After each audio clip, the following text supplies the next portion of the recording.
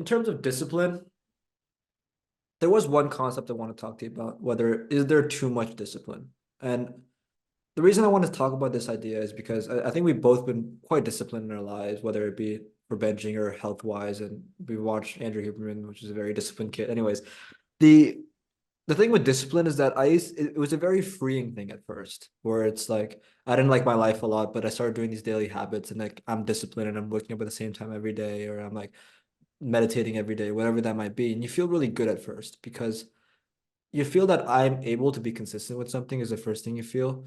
You have this belief in your mind that it's helping you, like, oh, my mental health is being improved by meditation. Like, I'm feeling better throughout my day because I'm taking cold showers. Like, I remember the first time I took a cold shower, I was watching Jocko Willink featured on Andrew Huberman, and they were just talking, they're kicking back, talking about cold showers. I'm like, oh, that sounds like a cool thing. So, like, the same day I go and hop in the cold shower, and I felt so alive, blasting music. I'm like, oh, this feels good. And I started doing it every day. But if I remember back to when I first started doing discipline, it was like the best thing in my life.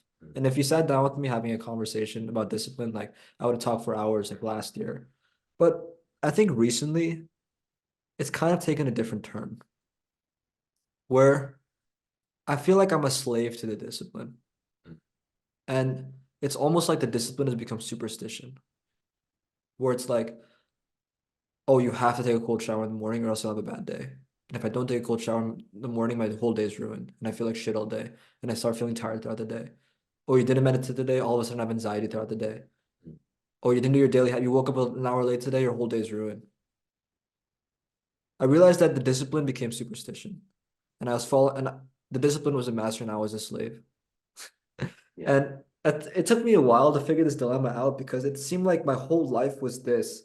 And my whole sense of happiness was like inserted into discipline, where it's like I have to do these things every day because that makes me feel good about myself. And it's almost like a life without those habits is scary. Because like what is on the other side of that? So I think the last few weeks I've been trying to chill more. Mm. I'm a big overthinker, as you can probably see by like these what I'm telling you right now. But Yeah.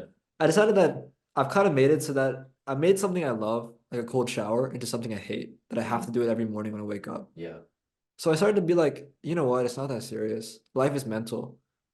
And I started to ease up on it a little bit. I started to be like lighter on myself and relax with myself, and it actually got better. And I feel like I can go back and do those things again without hating them because I feel like I do it for me instead of I have to follow this rule at 7 o'clock every morning. I have to do this on a script. Like it's not that serious.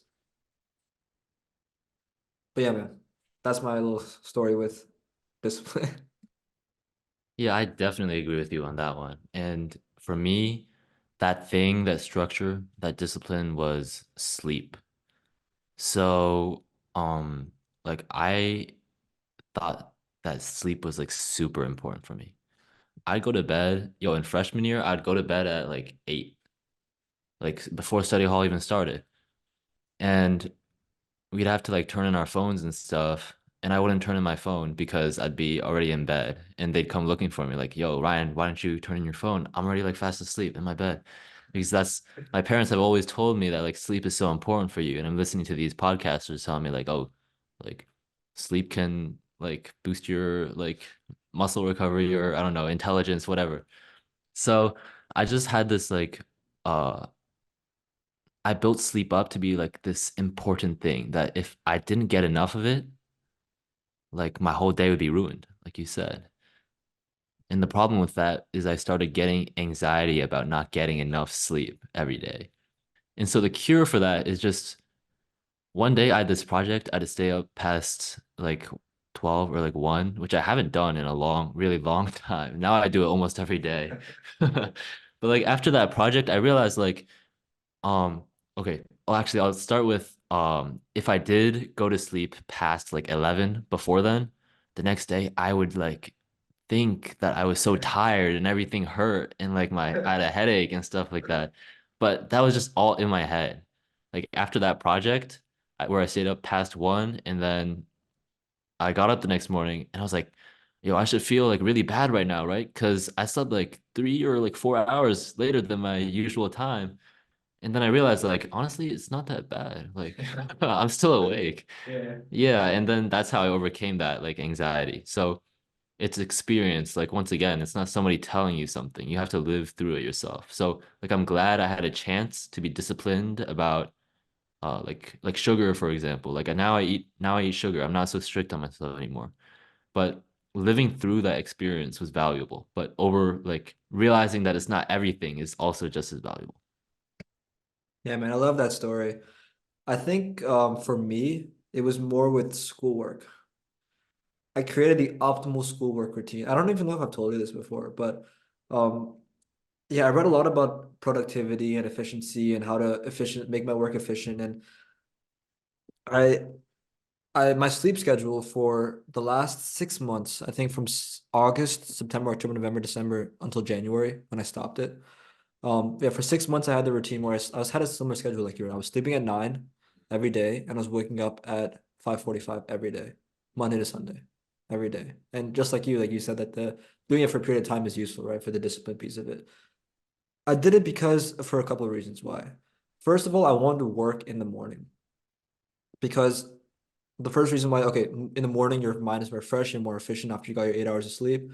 Second, you have not eaten anything yet, right? So you don't have brain fog, you don't have all that bullshit. So your mind is fresh, you're clean. There's a perfect 1 hour block in the morning. I'm gonna take a cold shower before, so my mind is sharp. I'm gonna meditate, so my mind is like totally clear. I'm gonna sit down. I'm just gonna at my stand-up desk and just work for an hour straight, and boom, I'm just bam out an hour of work, and it worked because I became like hyper efficient. I think one of the first videos I uploaded on my channel was how to finish 5 hours of work in 1 hour. Like it was a thing I was so proud of, right? That I was like, I'm literally working an hour a day. That's it. And before my junior year, I worked so much. Now it's like I'm a bullet. Oh, I can work so fast and so efficiently. And it was good. It felt good for a while. And I don't regret it because it was definitely a good experience to live through. Wow. But the same way we talk about how sleep is like, oh, you gotta get 8 hours, or you have to sleep at 8. The same way is like I have to work with everything optimized. And if I even try to work during the day, I'm like, it's not working. It's just not working. I had a little bit of extra homework today, so I sit down after lunch and I'm like, I write down a word in my notebook. I'm like, I'm falling asleep, my brain's hurting. And I don't think I can probably count on my fingers the number of times I worked during the school day for the last 6 months. Probably two or three times. There was not a single time where I worked after breakfast, a single time. Because I was ruled by the superstition. I'm like, oh, I just ate lunch. I can't work right now. Oh, I'm so tired after practice. I can't work right now. Oh, I didn't do my cold shower right before. I can't work right now. I'm like all these reasons why I can't work right now. And I made myself weak. I made myself a slave to the routine. The routine that was supposed to free me made me a slave. And I thought to myself a few weeks ago, like a few days ago, that I used to like this routine, but I'm kind of getting sick of it. I kind of want to sleep in a little bit more. I want to make a routine that's more flexible for me, and I feel better when I wake up later as well. So I wanted this a month ago. A month ago, I'm like, okay, let's make this big change. It took me a month to make the change because I was so scared. I was scared because one, I was scared what people would think about me, even though no one really knew it. I kind of had this feeling. I've told like two or three people about my routine, right? So I had this feeling in my mind that people would think I was weak because it's not as cool to wake up at 7 o'clock, right? It's not as cool. That was the reason I didn't do it. I didn't change it because it wasn't as cool. But was it good for me? Probably not. And we can get that to. I want to get into that piece of it. We can get to that later about doing things for yourself versus what sounds cool. Yeah. But I want to get back to the superstition piece because with you sleep for me is like I couldn't work during the day. I started working during the day, and I forced myself. I forced myself that okay, you ate, you could still work. After brunch today, I sat down and I worked, and I realized like, oh, it's not that bad. I've been doing this all my life, and I made myself a slave. And it's like I feel so much better now because like I can get up at 7 o'clock and have a good day, and even if I miss one habit here, and I can have a good day despite working in the evening, like it's so freeing, bro. I think that's really interesting. And I think there's almost like a curve to it. So there's people at one end of the curve who um like for you, it's only working in like the most optimal times, right? So there's some people who like don't care at all and they just work whenever they can at late at night or like right after a meal or whatever, right? And then there's people like you before who are like at the top of the curve and they only work during these optimal times, which sometimes like isn't the best. And then there's people like you now who've like you've like reverted back to like oh I can work anytime kind of mindset. But I think you're at like your most enlightened position because you've been through it all. And I think that's a really valuable experience, which is um like you know you've tried everything and now you know what's best for you. So you can try to work during the most optimal times, but if you can't, that's okay, and you can still do your work. Yeah, man. And with you as well, you can sleep on time and feel good about it, but you can also sleep in one night because you have a project to work on and just feel totally fine because you learn that you become more aware of your mind, right? And I think people lack self-awareness these days about like how their mind works. But when you kind of use the make and break strategy that you're gonna just try all these cool things and see what works and shit will explode and we'll try new things, then you really have this new perspective on life where it's like you can see the world, you can sleep differently than everyone else on campus, right? Because you've tried everything. You slept at 8 for like most of your life, or most of your recent life. And yeah, man, it's just that perspective, bro. It's amazing. Yeah, it's really interesting. And I just thought of something else to add on to like the superstition thing. Another superstition I had was so during like junior or maybe sophomore year, I was taking creatine like pretty like consistently. And it was around the time like my bench press kind of hit like a plateau. I think it was like maybe start of junior year ish or end of sophomore year. I plateaued at like 185 around there, 190.